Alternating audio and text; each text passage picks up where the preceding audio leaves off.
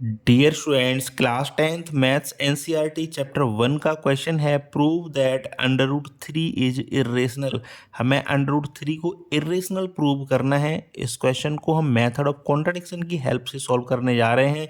साथ ही इस क्वेश्चन को थोड़ा सा हम एक्सप्लेनेशन के साथ पढ़ेंगे, तो थोड़ा सा वीडियो लेंथी होगा, आप धैर्य बनाए रखिएगा। इस तरह का अगर कोई सा भी क्वेश्चन है कि हमें इरेशनल प्रूव करना है, अगर किसी नंबर को हमें इरेशनल प्रूव करना है, तो सबसे पहले उस नंबर को हम रेशनल कंसीडर करेंगे और उसको रेशनल कंसीडर करके ही उसको हम सॉल्व करेंगे। तो लिख देते हैं let under root 3 be a rational number. और अगर ये रेशनल नंबर है तो डेफिनेटली पी अपॉन क्यू की फॉर्म में रहा होगा, क्योंकि किसी भी रेशनल नंबर को हम पी अपॉन क्यू की फॉर्म में लिख सकते हैं। So under root 3 is equal to P upon Q. तो हमने यहाँ तक क्या देखा अब तक कि कोई भी अगर रेशनल नंबर है तो उसको हम पी अपॉन क्यू की फॉर्म में लिख सकते हैं। अब इसके आगे समझते हैं, अगर कहीं भी कोई रेशनल नंबर लिखा हुआ है, जैसे p अपॉन क्यू की फॉर्म में ये रेशनल नंबर लिखा हुआ है, तो अगर हम p और q मीन्स के न्यूमरेटर और डिनोमिनेटर के अगर हम फैक्टर कराएंगे तो दोनों p और q के फैक्टर्स में कोई भी नंबर कॉमन नहीं होगा सिवाय 1 के। 1 ही एक ऐसा नंबर होगा कि जो कि p और q का एक कॉमन फैक्टर होगा। इस बात का क्या मतलब है, अब वो समझते हैं।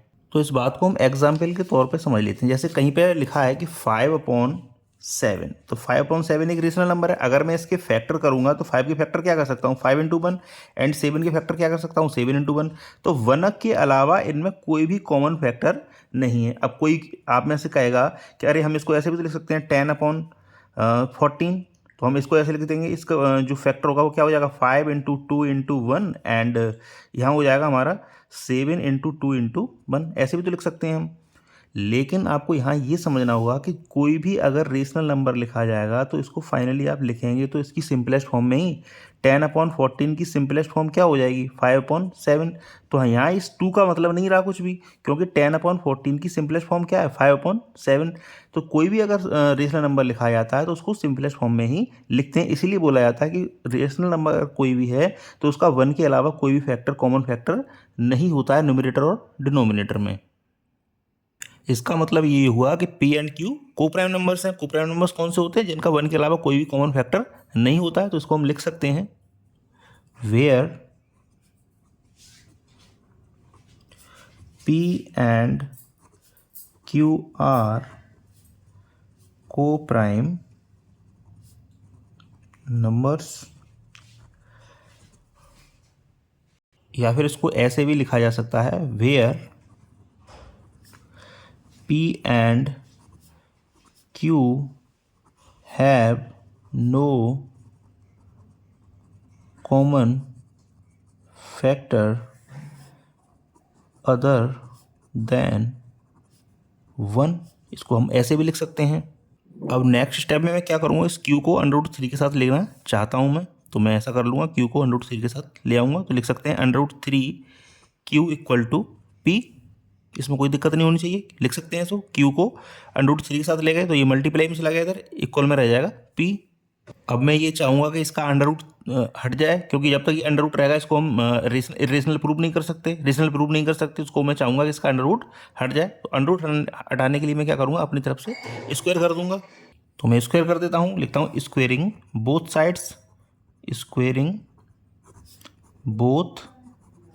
साइड्स।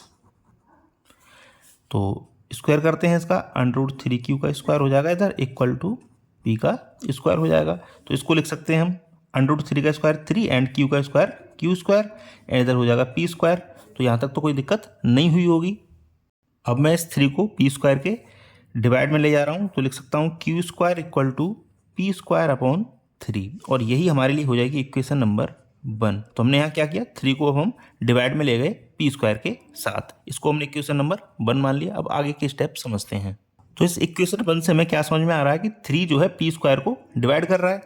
समझ लीजिए आप, 3 का डिवाइड लग रहा है ना P² में, इसका मतलब ये हुआ कि 3 जो है P² को डिवाइड कर रहा है। तो इस स्टेटमेंट को मैं नोट डाउन कर देता हूँ। Here 3 divides P², here 3 divides P square. अब मैं आपसे एक बात कहूँगा, 3 जो है पी स्क्वायर को डिवाइड करेगा तो 3 पी को भी डिवाइड करेगा। क्यों करेगा उसको हम अब एग्जाम्पल के हिसाब से समझ लेते हैं। जैसे 3 है, ये 3 9 को डिवाइड करता है, बिल्कुल करता है। तो 9 जिस नंबर का स्क्वायर है 3 का, उसको भी तो डिवाइड करता है, बिल्कुल करता है। जैसे 5 है, 5 25 को डिवाइड करता है, बिल्कुल करता है। तो 5 ये 25 जिस नंबर का स्क्वायर है, मीन्स 5 का स्क्वायर, तो उसको भी तो डिवाइड करेगा। एक और एग्जाम्पल समझ लेते हैं। जैसे 5 है, 5 क्या 10 को 100 को डिवाइड करता है, बिल्कुल करता है। तो 100 जिस नंबर का स्क्वायर है 10 का, तो उसको भी तो डिवाइड करेगा, बिल्कुल करेगा। तो वही हम यहाँ कहना चाह रहे हैं कि अगर ये 3 अगर पी स्क्वायर को डिवाइड कर रहा है तो 3 पी को भी तो डिवाइड करेगा। फिर से समझ लीजिए, 3 अगर 9 को डिवाइड करता है तो ये 9 जिस नंबर का स्क्वायर है, मीन्स 3 का स्क्वायर, तो इसको भी तो 3 को भी तो डिवाइड करेगा। अगर 5 25 को डिवाइड कर रहा है तो 5 जिस नंबर का स्क्वायर है, सॉरी 25 जिस नंबर का स्क्वायर है, तो उसको भी तो डिवाइड करेगा, बिल्कुल करेगा। एक अलग एग्जाम्पल ले लिया हमने यहाँ पे 100 का। 5 अगर 100 को डिवाइड कर रहा है तो 100 जिस नंबर का स्क्वायर है 10 का स्क्वायर है, तो उसको भी तो डिवाइड करेगा, बिल्कुल करेगा। वही हम यहाँ कहना चाह रहे हैं कि अगर 3 पी स्क्वायर को डिवाइड कर रहा है तो 3 पी को भी तो डिवाइड करेगा। आई होप समझ में आया हो आपको। तो लिख देते हैं हम ऑल्सो 3 डिवाइड्स पी। अब एक काम की बात और समझ लेते हैं। जैसे 3 जो है 3 को डिवाइड करता है, तो हम इसको लिख सकते हैं 3 इंटू 1। 3 9 को डिवाइड कर सकता है, तो हम इसको लिख सकते हैं 3 इंटू 3। 3 6 को डिवाइड कर सकता है, इसको हम लिख सकते हैं 3 इंटू 2। 3 12 को डिवाइड कर सकता है, इसको हम लिख सकते हैं 3 इंटू 4। 3 जो है 15 को डिवाइड कर सकता है, तो इसको हम लिख सकते हैं 3 इंटू 5। तो इसका मतलब ये हो, कोई भी नंबर अगर 3 से डिवाइड हो रहा है तो इसको हम लिख सकते हैं 3 इंटू समथिंग की फॉर्म में। हमने क्या समझा, अगर कोई भी नंबर 3 से डिवाइड होगा तो उसको 3 इंटू समथिंग की फॉर्म में लिखा जा सकता है। यहाँ क्या है, 3 जो है पी से डिवाइड हो रहा है, तो हम p को 3 इंटू समथिंग की फॉर्म में लिख सकते हैं। तो यहाँ p जो है 3 से डिवाइड हो रहा है, इसका मतलब ये है कि p को हम 3 इंटू समथिंग की फॉर्म में लिख सकते हैं, और उस समथिंग को हम यहाँ थोड़ी देर के लिए r कंसीडर कर ले रहे हैं। इसका मतलब ये हुआ कि p इक्वल किसके हो गया, 3 इंटू r के। तो लिख सकते हैं putting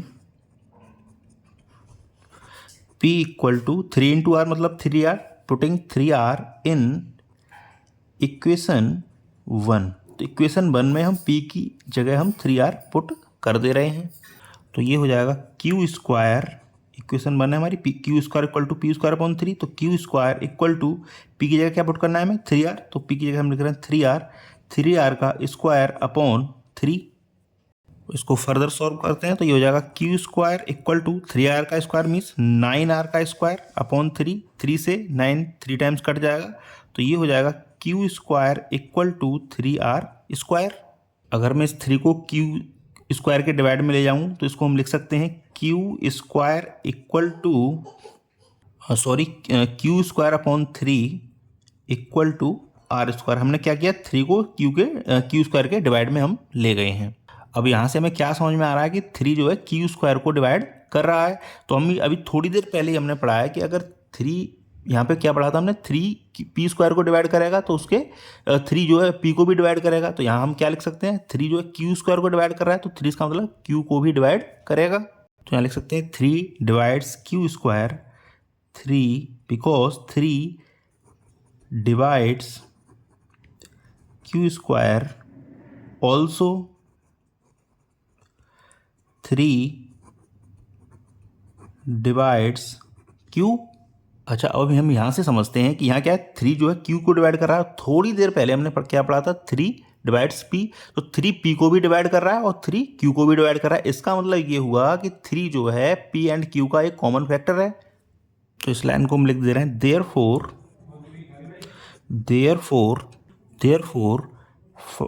3 is common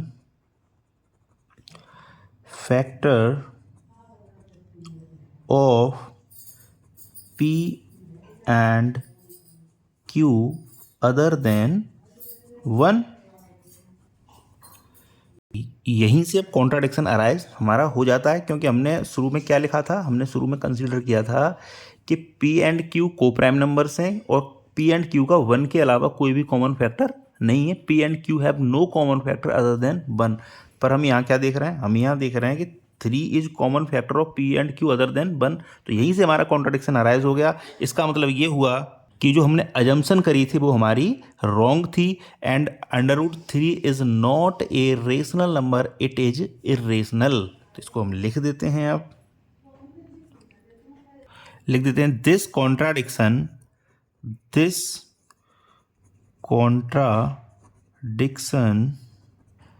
arise due to our wrong assumption